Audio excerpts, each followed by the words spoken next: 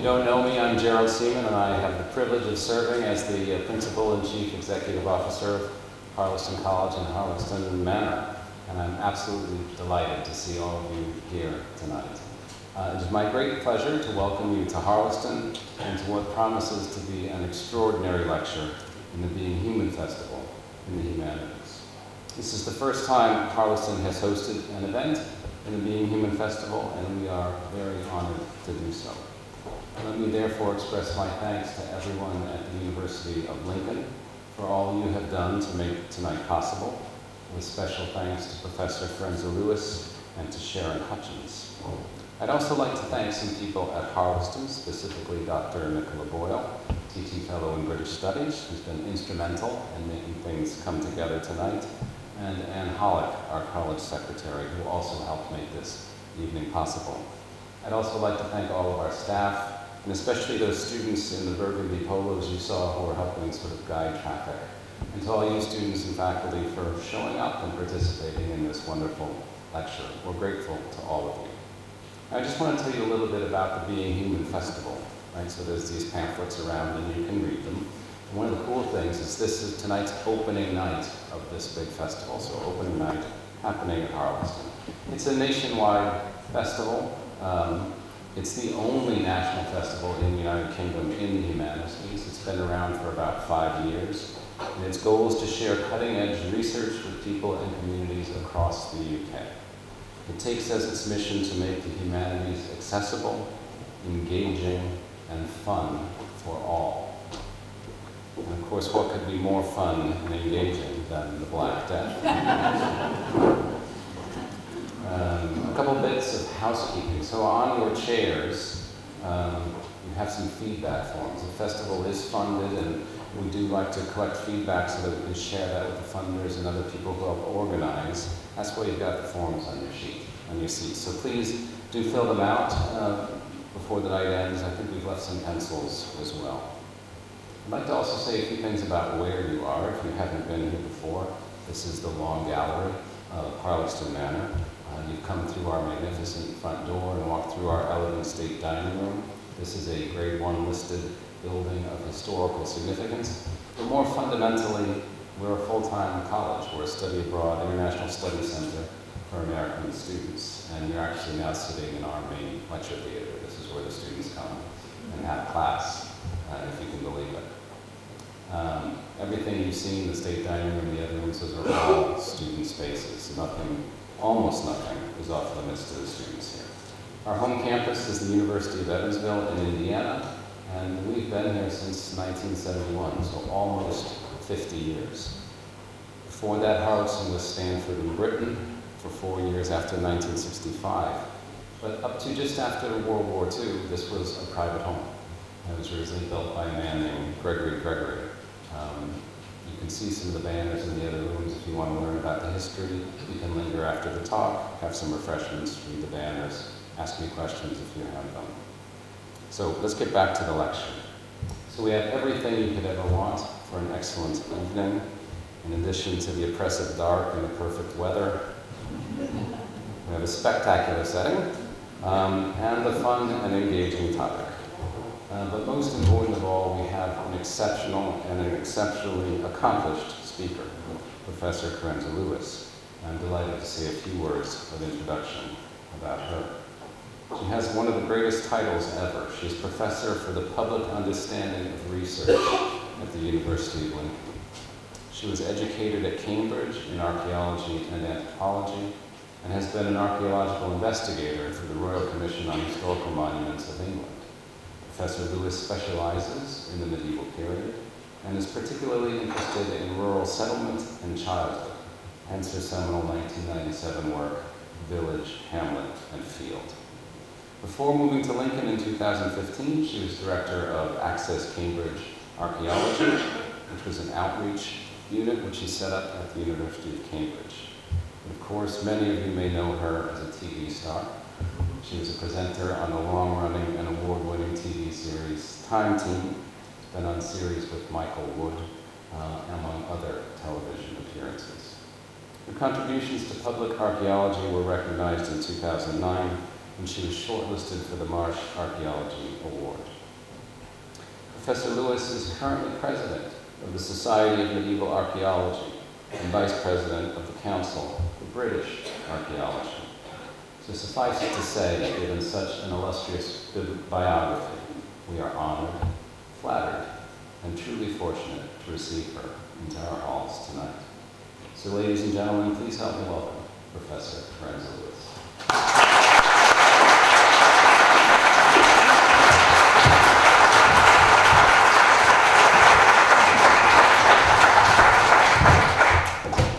Thank you for that very kind introduction. It is great to be here on the very first night of the Being Human Festival. The University of Lincoln is a hub for Being Human this year. Last year was actually the first year we had any involvement in it at all, and we had just one activity. This year we've got nearly 20. So if you think you might be interested in anything else, wherever you're going to be over the next 10 days, if it's in the United Kingdom, any of the 4 countries of the United Kingdom, there will be something going on. So grab a copy of the brochure and have a look at it. You probably won't have missed it because this is the first day. What I'm just going to do very quickly now is take a picture because as has already point has already been made, that it's nice to have as much evidence as possible. It's also, it's a wonderful room, this, so I took a picture of it earlier when it was completely empty, so I just want to show it didn't stay that way all night. So, if you're here with someone you shouldn't be with, or you've told your nearest and dearest you're somewhere else, now is the time to scrabble on the floor for something you've dropped. Otherwise, I'm going to take a picture. 1, 2, 3. Brilliant. Thank you very much. So, and I might put that on social media, so now if you want to come up to me afterwards and say, you really need to get that picture of me blanked out, it's the time to start writing cheques for next year's festival. So, a couple of other slightly more administrative things. Some of you will have noticed on your chairs there are postcards which look like those. On the back of the postcard there will be one of a range of different questions. Some of these will seem a little bit metaphysical, others will seem quite straightforward. This is almost an experiment in sort of crowd-sourced philosophy. In that what Being Human would like is for as many people as possible to fill out their answers to these questions and then take a photograph of it and put it onto Twitter, or I think Instagram, which I'm not on, but I'm told is a thing. So that we can start to see what the range of answers to these questions is. And I think it genuinely be quite interesting to see what sort of answers come up. When you've done that, if you can pop the postcard into the box at the entrance, and failing the box, there'll be someone to take them off you, we will collect them in and send them to Being Human as well. So, as Jerry said, Black Death, a cheery topic. It is a crowd puller in many ways. The Black Death is one of the sort of famous villains of history, if you like. But actually, surprisingly, until quite recently, it was really rather overlooked. As has already been said, my main or my original area of research has been in the medieval period, and I've always worked mainly on sort of settlements, villages, hamlets, small towns, sort of essentially rural settlements. But in any study, in fact, the Black Death has really rather been overlooked for the last 50, 60 years, really, ever since what we might think of as modern post-war academia, really, has been in existence and been evolving. The idea of something quite as unusual, as sensational, as kind of extreme, really, as the Black Death has really rather been dismissed from thinking which has tended to be rather dominated by sort of evolutionary ideas and the idea that systems adapt from within and that change is a gradual process and that most systems are fairly resilient to external impacts. And these sorts of ideas have dominated everything from sort of historical studies through to sort of evolutionary biology.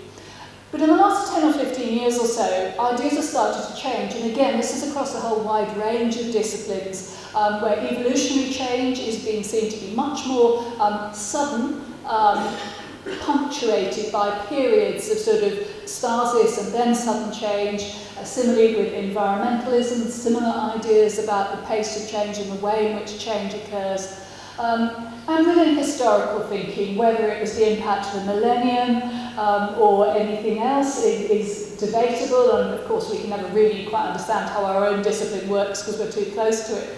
But also within historical thinking, the impact of sudden change, the impact of external events has become more to the fore of people's thinking. And so there have been a number of historical publications recently about the Black Death, and I've just put up a few here, and you can see them sort of appearing really with sort of increasing rapidity. So what I will do is talk a little bit about the Black Death, what it was, give you a little bit of the most recent insights into it. I was lucky enough to be invited to be part of a symposium getting some of the sort of foremost Black Death scholars in the world together at Harvard back in April. And so we had scholars from all sorts of different disciplines talking about where their research was on the Black Death. So the question, of course, of what is it? This is a mass grave here of medieval date, of mid-14th century date. There used to be a lot of debate about what caused the Black Death with DNA studies now that we have the technology not just to be able to recover the fragments of DNA which will show the trace of the Black Death. We know what caused it, so we can find a mass grave like that. We can analyse skeletons, a certain number of them, DNA will be surviving, and it has been shown clearly, categorically, that it is Yersinia pestis. So arguments that had said it might be something like Ebola or even something like smallpox can clearly be disproven by that. We now have clear scientific evidence that the bacterium, the agent, the biological agent that caused the Black Death was Yersinia pestis. That doesn't, of course, mean that some people who were just about to die of the Black Death didn't get knocked down by a cart en route, as it were. But essentially, what caused the Black Death was Yersinia pestis. In terms of when it was, in the countries of the United Kingdom, the main epidemic is 1348-9, but it spread across Europe, sort of from the Black Sea up around the coastal areas, and then sort of swept back into the north and east over a period from about 1347 to 1353. But it also kept coming back, so there's a spike of, this is Barney Sloane's work in London looking at the number of wills that were proved. So a will gets proved after someone's died. A bit of a biased source of evidence, really. So the only people who had wills were people who were wealthy enough to have stuff to leave. So it's actually a relatively narrow sector of the medieval population. Nonetheless, you can see there's a very clear spike between about 1348 and 50. It takes about, usually the wills get proved about 3 months after the person dies. So there's always a bit of a lag, and it was obviously a bit of a busy time anyway, as you can see from the graph. But what you can also see is there's a series of slightly less serious recurrences of it throughout the whole of the second half of the 14th century. So why did it happen? This is one of the questions that is slightly more difficult to answer, the kind of what caused it in terms of what is the bacterial agent. We've sorted, we know sort of when it was to some extent, but I will come back to that.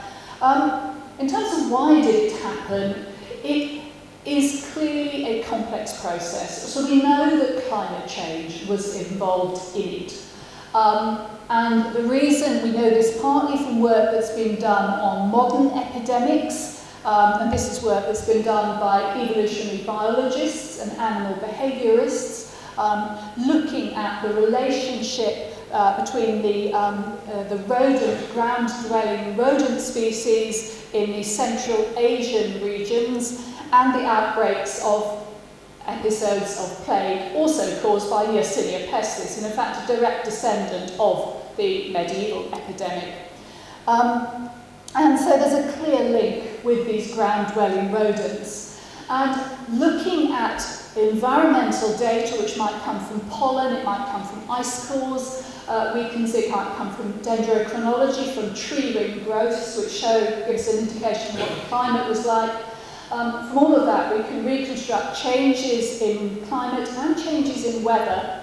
And in the middle of the 14th century, there's a period it's a period generally of climatic cooling.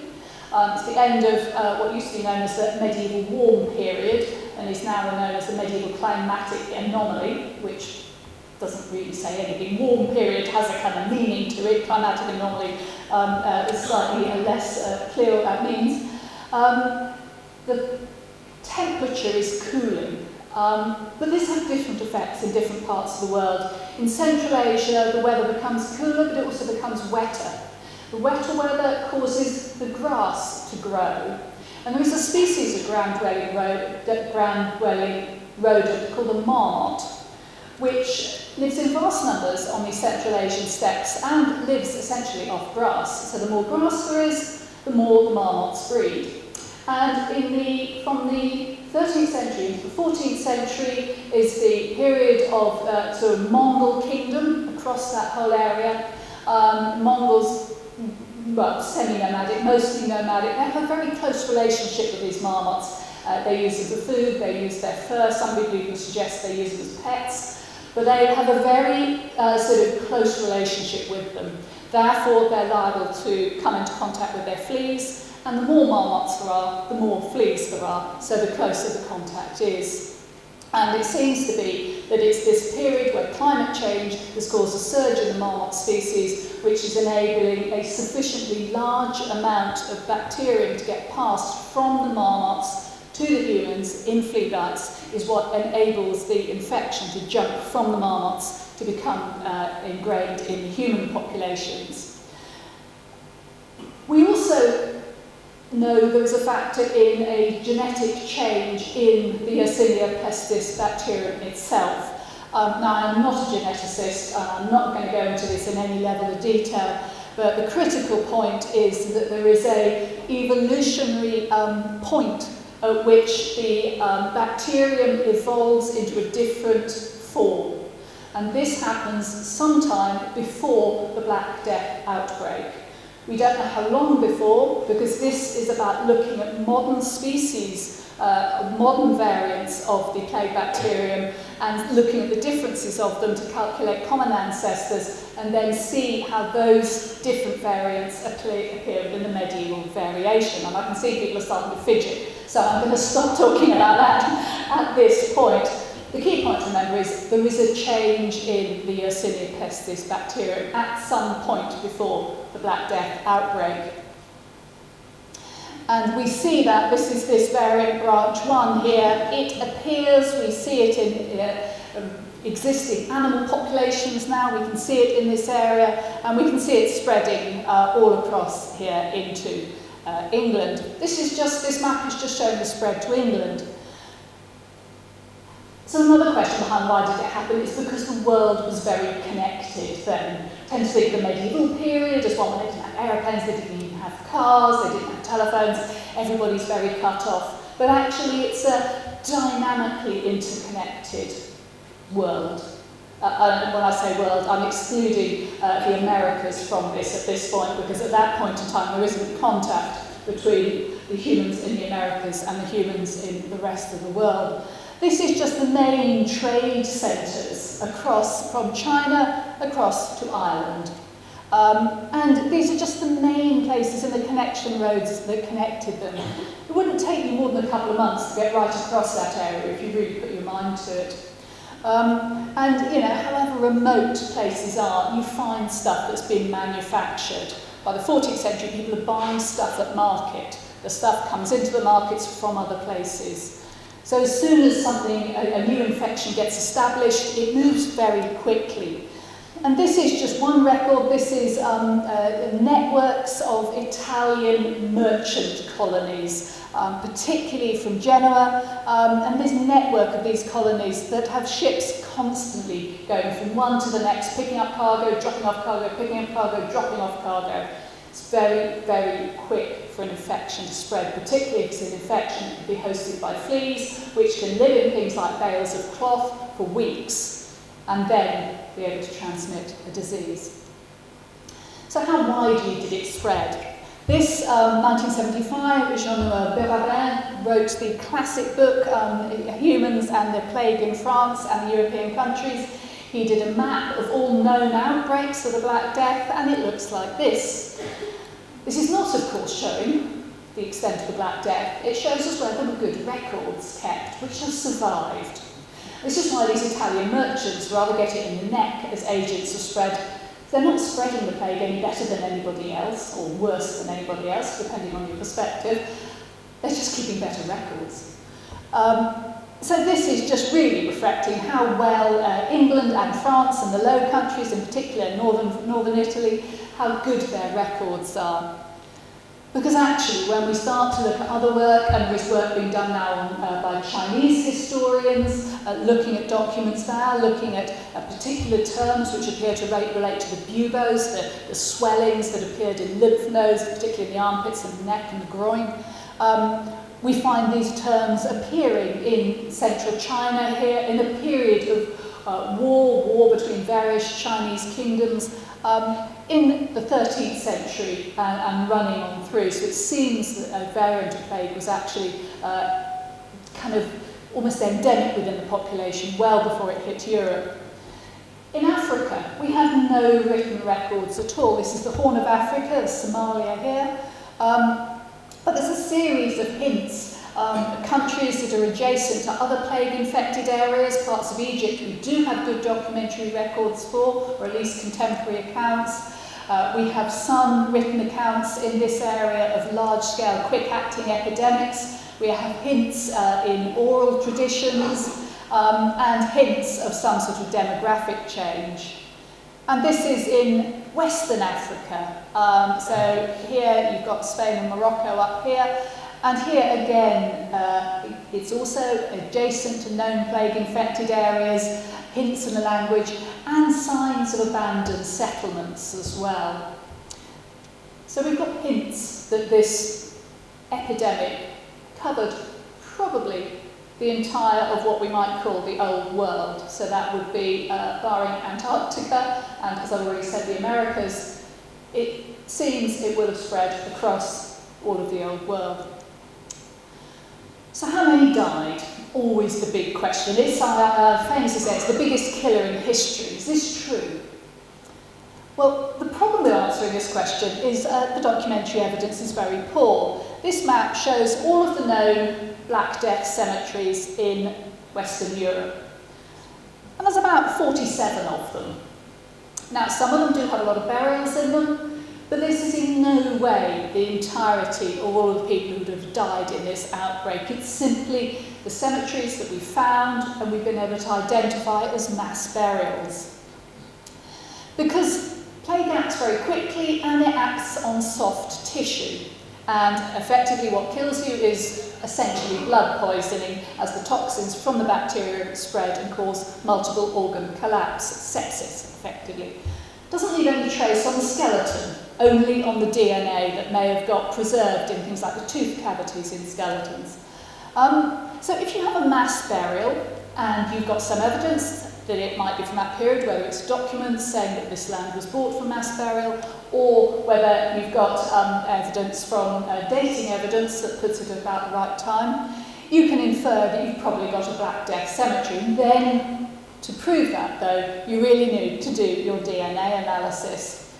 But the real problem is that most people who died in the Black Death epidemic, as in every other cause of death, in that period in Europe, and indeed most instances, are buried in the normal way. Because burial is a very ritualised activity within modern human cultures, it's important to people to feel that they do the right thing for their culture by people who died, so they will do everything they possibly can to ensure that they bury the dead in the way they normally would be buried. So this skeleton here, which was excavated in Cambridge just a couple of years ago, it is in a single grave. It is buried in a completely standard way on its back, head to the west. The only reason we know that was a Black Death burial is because it happens to be part of a collection that has a substantial amount of funding for it, where they've done DNA analysis. And they have found Yersinia pestis DNA in that skeleton. Otherwise, we wouldn't be able to prove that. There's no other indication at all that it was part of that epidemic, apart from the fact we know it's broadly the right date. So I'm going to come back to the how many died. So I've ranged fairly broadly. We've done Asia, we've done China, we've done Africa. What about the UK? Well, we have some contemporary accounts of it. This is a relatively local one, Louth Park here in Lincolnshire. Contemporary writing in 1349. There's the second main year of the Black Death in England. And you can see this is just an extract of a long account they wrote about it. It's an interesting take on it, actually, because it's arguing against the idea that it's a punishment from God for the sinners. It is specifically making the point that Jews, Christians and Saracens, people of all different religions, died of it. It's not one religious group being punished. It carries off confessor and penitent, the good and the sinners, if you like, alike. But also goes on to give an idea of quite how extreme the event was. It suggests not even a fifth part of the people were left alive. Filled the whole world with terror. As I've already said, it does seem to have been effectively a global epidemic. It says, so great an epidemic, not even the waters of the flood would have carried off so many. Now, this is a difficult hypothesis to test, and it's a particularly difficult hypothesis to test in the middle of the 14th century. But there is increasing evidence now that there were rising sea levels both at the end of the prehistoric period and also more recently in the Bronze Age and another period of climate change, because we find a lot of settlements that are now underwater that were formerly on dry land. So we think that the flood legends or flood myths are remembering that period of rising sea level. At this period, the population of the world is much, much lower than it was in the medieval period. So it's almost certainly the case that however bad the flood as whatever it was, it almost certainly didn't kill as many people as were even alive at the time of the Black Death. But of course this doesn't give us a good indicator of the how many died question. We have some documentary evidence, we have manorial rolls. This is a map of southern England showing all of the manors for which we have detailed accounts of the numbers of people who died. Ish. It records the numbers of people who paid a death tax or who were no longer paying rent for their properties. So it's only really recording the head of each family. So it's mostly males. And it's mostly the peasantry. So it's, again, a narrow range. And the really problematic thing is you can see the variation. So here in Aston, you've got 80% of the population are recorded as having died, whereas in other places, you're down to 19-20%. So big variation from 20% up to 80%. You can't really work out, well, what's our best guess for what would have happened to any place we don't have documentary records for, because the variation is so great. And we have these records from so few places. When we look at sort of national records, like national taxation records, we have another problem, in that taxation is levied in a different way before the Black Death to afterwards. It's in any case not levied every year, it's not something that's paid on an annual basis like taxes now in this country. Tax was levied by the king when they needed it, which was usually when they needed it for war. And it was when they needed it for war that they could persuade the barons and the sort of, early version of Parliament to okay the idea of a subsidy or a tax being paid. So they happen kind of every now and again. But the worst problem is that in 1334, which is the latest tax we had before the Black Death, so again that's sort of 10-15 years before it, it's a wealth tax. Only people with a certain level of valued movable goods paid it, and it was paid at a different rate in the town or the country. As if that wasn't bad enough, after the Black Death, we don't get another subsidy until the 1370s, so that's 30 years afterwards.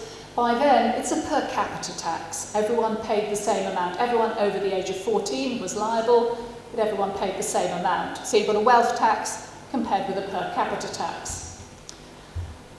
So the documents don't really enable us to really find out what happened on a granulated place-by-place basis. Archaeology, you think, might help. We certainly have maps of deserted villages, and this shows this in England. And you can see the distribution of them is sort of heavy in the centre of the country. We know the first outbreak of the Black Death came in through Weymouth on the south coast. There was then a bit of a lull over the winter of 1348 to 9. Everyone must have thought it had kind of finished and heaved a deep sigh of relief. And then it comes back in through the Humber, as far as we can tell, and there's another epidemic which again sweeps across the country. The problem with this is actually this is only showing the settlements that ended up being permanently deserted, and the reason the settlement ultimately permanently failed is not necessarily to do with how many people died in the Black Death, it's to do with whether that settlement had a kind of economic viability afterwards. And we see this often. So this is a piece of graffiti on the wall of a tower of a medieval church, and in translation this laments the storms, very appropriate for the weather we've got at the moment, which had damaged nearly all of the houses, and it laments that this is an added disaster after the pestilence which had just left a few pitiful dregs of the population. And this graffiti comes from 1349. So this is this is graffiti on the wall, this is literally written in stone, talking about the impact of the Black Death. How good an example could you possibly want? The problem is that this is in Ashford, in Hertfordshire. It is in no way a deserted village. It doesn't show on this map at all. It's a very lovely, affluent village with lovely houses and 3 pubs and a mainline London railway station, and property prices to match. It is nothing, there's no sign of any Black Death impact, any population decline at all. We've also very rarely find Black Death cemeteries. This is one at Thornton Priory, which turned up literally just a couple of years ago up in North Lincolnshire. It's firstly Black Death cemetery. It's turned up in about the last 40 years in England.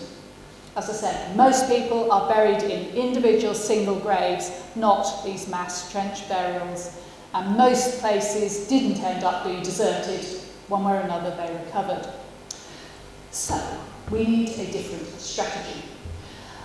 I wasn't thinking about this at all when I started the work I'm going to tell you about, because what I was really interested in was looking at historic settlements and trying to reconstruct how they developed over time.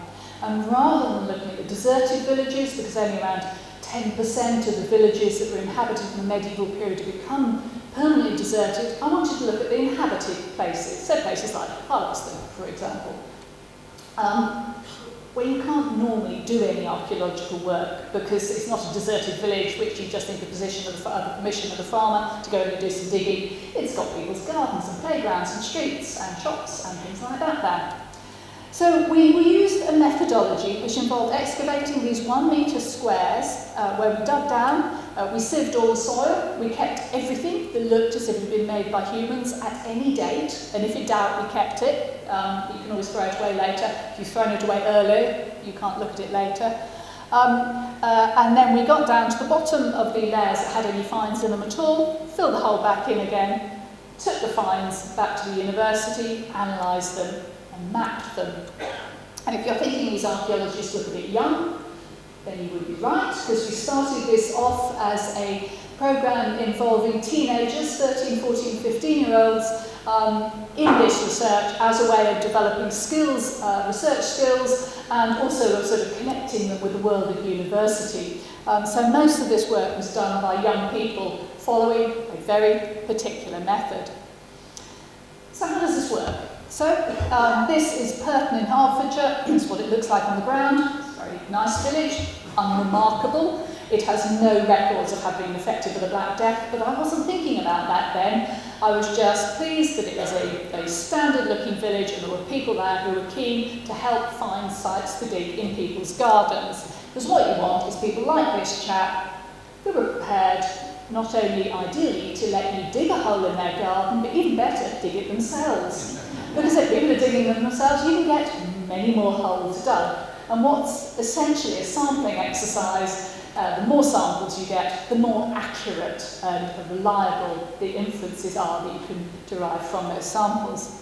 So this is Purton from the air, just Google Earth. Each of these white squares is the location of one of these 1 metre square excavations. They're not shown to scale, of course.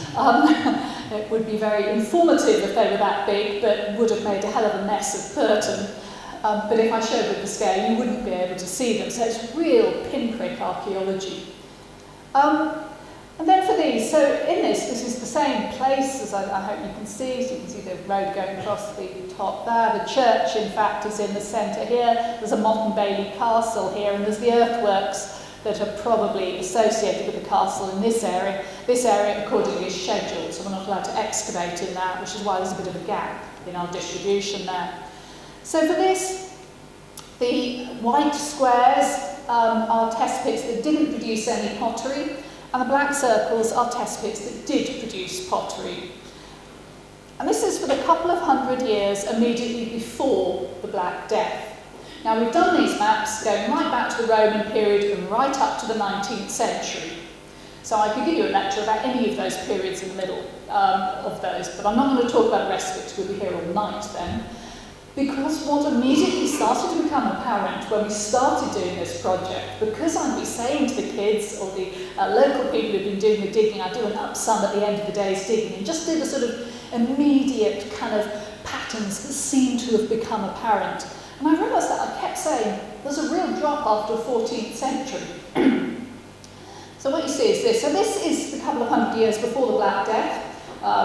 Pottery, pits that produce pottery of that date. The bigger the circle, the more pottery. So you can see you've got a really densely packed village, even in this area, which, as far as we can tell, was completely uninhabited until about the 1960s. So on earlier maps, nothing there at all.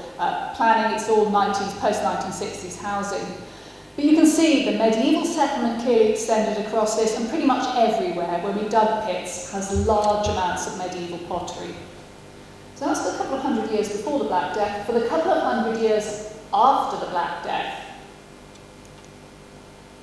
the pattern is very, very different.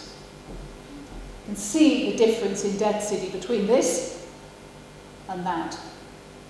The only area where there seems to be any real continued density of occupation is here around a little green. This is interestingly one of the later extended bits of the village, seems to be built when the medieval Motte and Bailey castle is built. This area is absolutely hollowed out. This area too, the whole of this street, virtually nothing up here, just a few little straggles around these farms and a little bit along this street. I mean, I'd say the settlement had been decimated, but actually it's much, much worse than that. Decimated would be 1 in 10. This settlement contracts by about 76% when we look at the amount of pottery. And the great thing about pottery is people use it all the time because it's cheap, it's breakable. When you break it, you can't mend it. It's cheap, so you simply replace it, so you throw away the broken bits, and when you throw them away, they don't rot. So if anyone in this room has ever broken a plate or a mug or cup or a bowl or anything like that made of china, put your hand up if you've ever done that. Yes, I've done this lots of times. We've all done it, we've all done it. Have you ever thought about what happened to those broken bits of china? They're still out there. They will be out there somewhere. We have all in this room already left our mark on the archaeological record of the future. Because that evidence, which is for an object that we had, that we broke, that was thrown away, that's touched our lives, it's evidence of us having been alive, is still out there somewhere, and is pretty indestructible. Exactly the same in the medieval period. So these are where people were living before the Black Death. This is where people were living afterwards.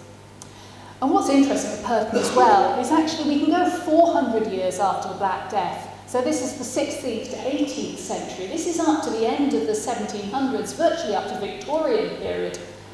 And we can still see the village hasn't recovered to its pre-Black Death size and density.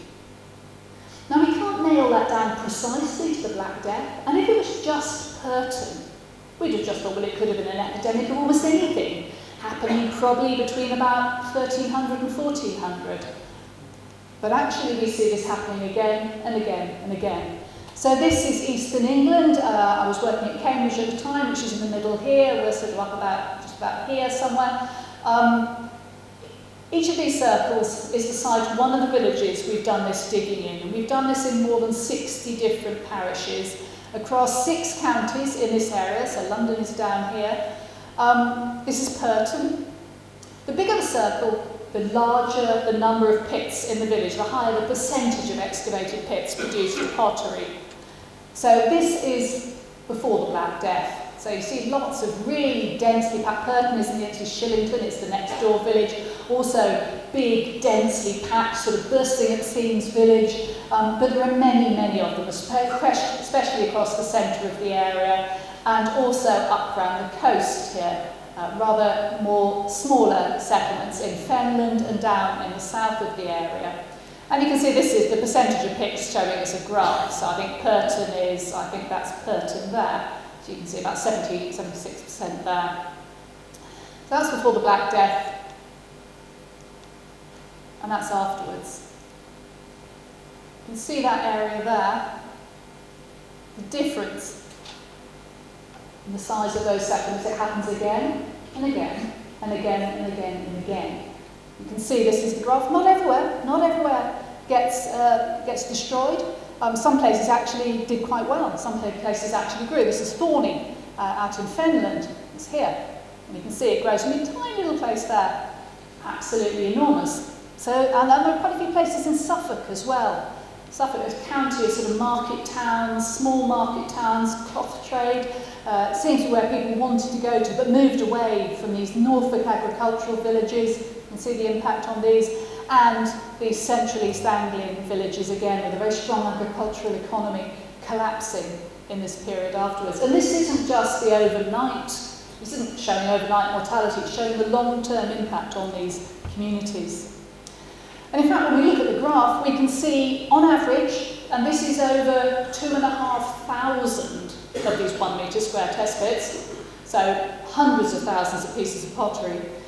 Around 40% of those 1 metre square pits produce pottery predating the Black Death, and barely 20% produce pottery post-dating it. So overall, the population, if we're using pottery as a proxy for people, and it's as good a proxy as any given the issues with the other forms of evidence that I've talked to you about, the population settled out around 45% lower than it had been. 90% of the settlements that we've looked at contracted. It's not to say that there's still those 10%, still those Nayland, Thorney, places like this, still those 10% that didn't, but 90% did contract. So I titled this talk, Dodging the Black Death. Could it even be done? You would have to be lucky. You'd have to be really lucky. And actually lucky is probably what you would have to be, because the odds of you not coming into contact with it is actually very, very low. We can see from the distribution of small finds that people are, however small, have isolated their farm. They've got stuff that's come from local markets. The people who go to the markets would have come into contact with people who'd come from bigger towns, who again come from longer distance. People are very connected. But occasionally you get people who say, oh, I think my village was really robust, really resilient, and I think my ancestors survived the Black Death. If you're worried about it, just realise that every single one of us in this room, unless you can trace undiluted, pure Native American heritage right back, but unless you can do that, we will all have had ancestors who survived the Black Death, because otherwise we wouldn't be here. Whether you were a child or whether you're an adult, you had to have survived it to get the other side of it, to either grow up or to have children. And actually, I said that people have rather overlooked this question of Black Death for a long time, and in fact now, when you start to look at other forms of evidence, this catastrophic drop in the population becomes evident again and again. So this is some data that somebody else looked at It's records of non-coin small finds, so bits of brooches and buckles and buttons and so on the Portrait of Antiquity scheme, mostly found by people metal detected, which is allowed in this country for sites not protected by law. And you can see this, you probably can't see the dates, but that's 1000 AD, this is 1575. Here's the 14th century. And you can see from about 1200 the number of items goes up as the market economy grows, more and more stuff is being manufactured, people are buying stuff more, they've got their buckles on their shoes or their brooches or their pins that have been bought in. You can see this number going up, and then there's a crash. That again is at the end of the 14th century. So a completely different set of data again. Some people say, historian A.R. Brigby famously described the Black Death as more purgative than toxic. Kind of like a jolly good thing, really, you know. If the population was too big, needed to be brought down by about half. People occasionally make comments like that on Twitter today, so this is not entirely, it's all very well somebody else's population crash is acceptable, your own probably less so. But the suggestion was that actually it was good for people who survived because living standards went up. This is from a paper that was looking at fragmentary bits of animal bone. They were actually looking at patterns of animal husbandry across southern England, what different species were being reared in different parts of the country. But it made a throwaway comment in the introduction saying that they didn't use the later medieval stuff because there was so little of it. Luckily, they put the figures in to say how much there was. And so for this graph, this is the number of animal bone fragments from hundreds of these excavated sites, which are categorised as village, town, castle or manor house. This is the number of fragments in the period before the Black Death, and the red column is the number of fragments afterwards. Again, you can see villages, there's about an 80% drop, towns about the same, castles, not quite so bad, 75% drop, maybe 60%. Manor houses, again, not quite so bad. Looks like the higher status sites were less badly affected. Towns and villages, again, very similar levels of catastrophic decline in the amount of meat being eaten. Completely different form of evidence again. Timber buildings. This is from dendrochronological dates for building construction. And this is a very crude estimate, because I haven't gone through it in detail. This is simply the number of pages of data in the vernacular architecture group, the tables of the buildings that have dendro dates in England. And you can see, this is from 1100 here, gentle growth. The one point at which there's a drop, again, is this between 1300 and 1400, round about that 1349 period, there's a drop, and then it gradually picks up again. The drop here is simply because most of them are not interested in more recent buildings, so we don't have as many dates. But you can see the only point in the period where they're interested in as a drop is this same 14th century period. So, we can see this impact, we can see its severity. What then about this area? So I've shown you Purton down here, Harlaxton, we're sitting about here now, I don't know how far afield some of you have come from tonight. So there's a few sites that most of the work we've done has been in this East Anglian area, but there are a few sites beyond it. So I'm going to look at Kibworth, I'm going to look at Bardney, Oldclere and Healing, and then just pan out a little bit and look at some of the other places. Not in any great detail, just to give you an idea. You've seen what happened at Purton. So this is Kibworth, which is just down here, just off the A6, south of Leicester. Colour scheme a bit different here. So red is the pits that did produce pottery, again bigger circle, more pottery. Green are the pits that didn't produce any pottery. This is before the Black Death, so this is the A6 here. Big dense settlement up here, Kibworth Harcourt. Haven't really done enough test pits in Kibworth Beecham to get a grip on that, but you sort of get the general idea. Smeaton and Westerby, again, most of the test pits producing pottery there.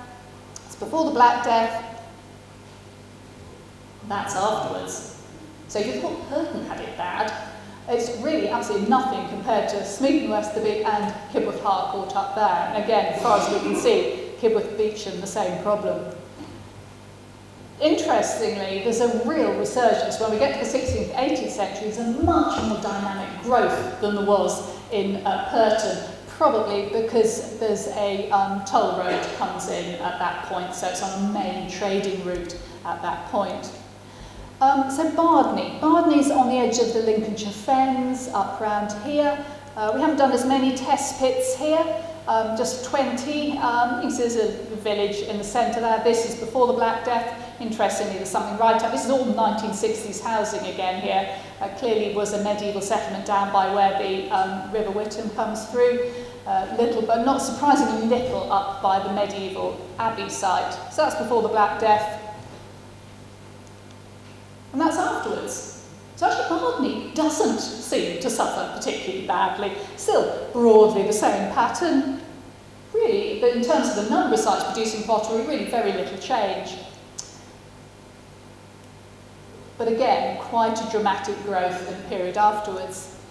And then just a couple, I wouldn't put these in apart from the fact that they fit, we can compare even small numbers of pits with the bigger pattern. So this is Old Clee. This is from the Access Cambridge Archaeology website where all this data still is. Rather ominous photo of the church there. So we've only done 7 pits there, 7 or 8 pits.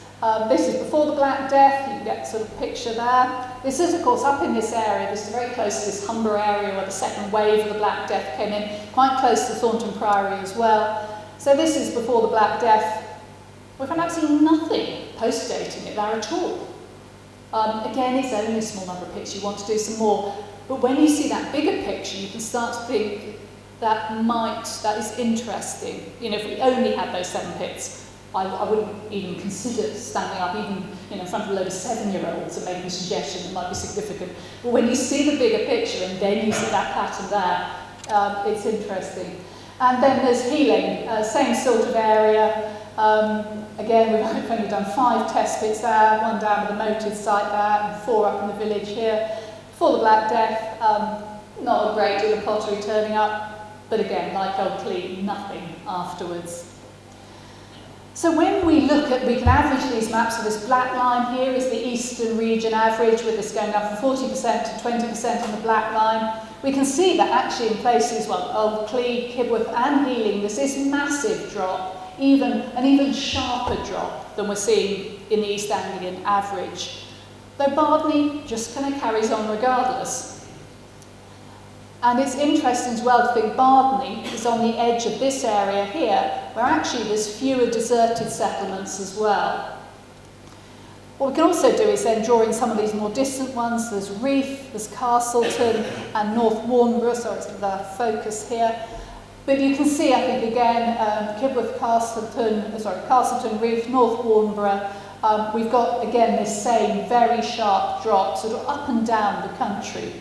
Now, what we'd really like to do, obviously, is have done about 50 test pits in every other village across the whole of the United Kingdom.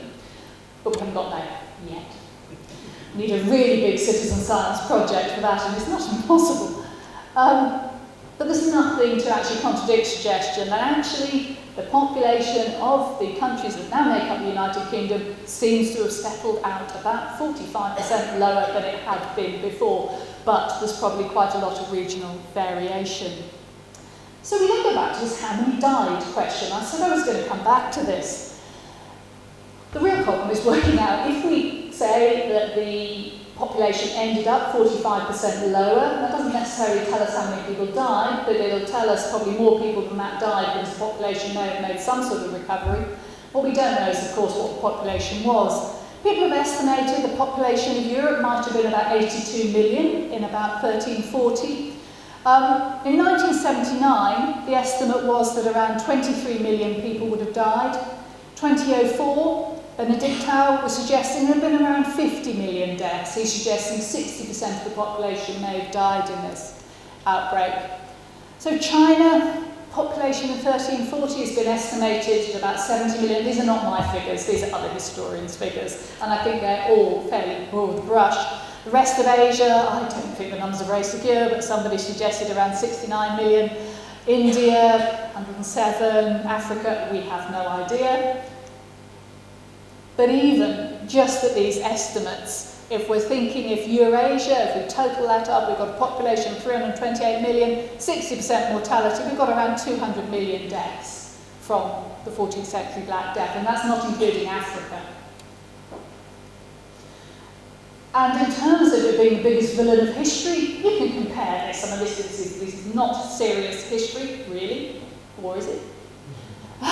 You can compare it with World War II, the estimated number of deaths, military and civilian, the Spanish flu epidemic, and the other sort of great villain, if you like. I spent quite a lot of time looking into whether Mao, Stalin or Hitler would be the greatest, the one with the greatest amount of blood in their hands in terms of 20th century dictators. But at the highest of these is Mao's Great Leap Forward victims. So you can see there's quite a range in the estimate of numbers of deaths, but none of them come even close to this Black Death figure. So I think we're talking about it as the biggest killer in history.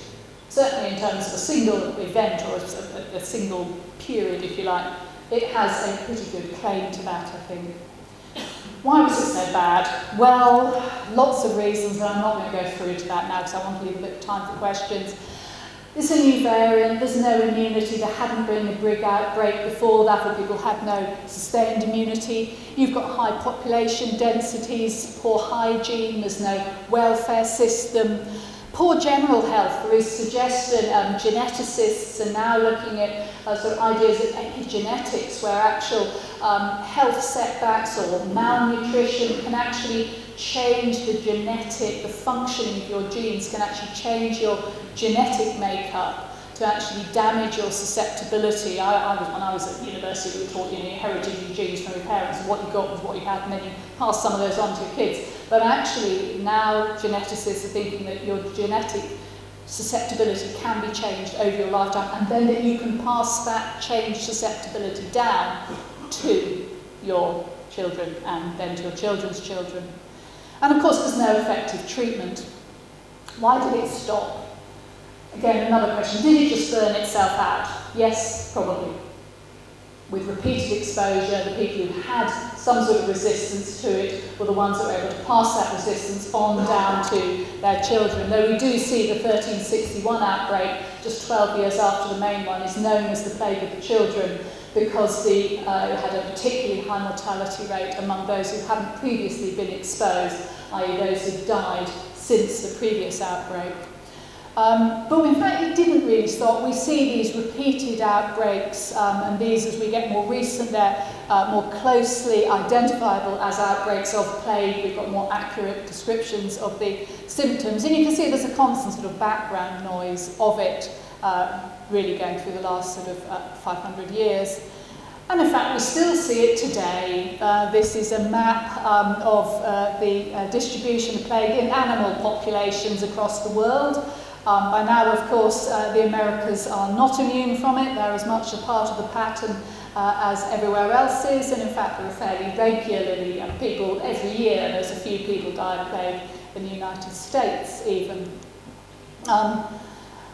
This date here, Monday, the 6th of May, 5th of May, 2019, a Mongolian couple on holiday in Kazakhstan had a tasty little snack of marmot kidney tartare. I'm a great one for eating local dishes if I'm travelling. I would go on for that. But unfortunately, and then look at it, it looks really tasty, doesn't it? I'd eat that. This is the marmot. Remember we mentioned the marmot, those grass-eating marmots that the Mongols made that contact with? They died from Black Death, or from plague, certainly, from eating those uncooked kidneys, which of course got large amounts of blood in them, so you're immediately ingesting. You need a big load of bacterium to contract plague as a human, but you certainly get it from that. Could it come back? Well, I don't want to depress you. The last major outbreak was in Madagascar. 202 people died. Only about 10% of the people who got it, but 2,500 people nearly got it. Around half of those with the, or more than half, with the more infectious pneumonic form. As I say, there's around 3,000 cases a year on average, 7 in the United States. And I mentioned climate change as a factor earlier, and we are certainly in a period of climate change now, and we're also in a very connected world. Something can spread very quickly around our globalised world now. And while now, if you get Black Death, unless you happen to be on holiday in remote Kazakhstan, antibiotics will treat Black Death is a bacterial infection. It responds to fairly hefty antibiotics. But of course we are having issues with microbial resistance to antibiotics. So there are some number of red flags being waved. And in fact, I couldn't believe this is yesterday, Wednesday. 2 people diagnosed with pneumonic plague in China. This is exactly the same variant that caused the Black Death outbreak. And this is China. But don't worry. In fact, in the UK, I was delighted to discover that the last known UK casualty was actually called Mrs. Bug. I did triple check this, and it looked like just the sort of, exactly fake news, because I don't think it's set up now on an agenda, but sort of spurious piece of information, but apparently this is true. Interestingly, in Suffolk, which of course is one of the areas we've done our work in, it does seem, though, that the Yersinia pestis bacterium is evolving to be less lethal. As you saw in Madagascar, the mortality rates are relatively low, they're around 10%, much, much lower than even the most conservative estimates for the medieval period. And it's possible as well that genetic engineering could accelerate this. This is where most work is being done. The fight against antibiotic resistance is recognised that sooner or later we'll lose that fight, but genetic engineering may be a way to work around that problem. Modern living conditions, of course, reduce the risk of transmission, though if you ever have had a flea infestation from your errant cat, you will know how difficult it can be to get rid of. Nonetheless, our living conditions are a lot better. We're generally more healthier. We don't have this problem with epigenetic susceptibility and vulnerability. And at the moment, antibiotics are still effective. So if you do happen to go to Madagascar and pick up plague off a lemur, you will be able to get treatment. I would still avoid the marmot kidney tartar, though. So, I'm going to stop there. I wanted to leave a little bit of time for questions. I think we've got a little bit of time for that. Or comments or anything. Wouldn't ask me for cooking tips, especially not with marmot kidneys, but I'd have them well done if I were you. And I'd also like to just say, please do fill in the feedback forms, but I'll leave that off for the minute. And consider other being human beings. If you enjoy being here, and you're on Twitter, do tweet with the hashtag beinghuman19. But anyway, in the meantime, I'm going to stop now. Thank you very much for your attention.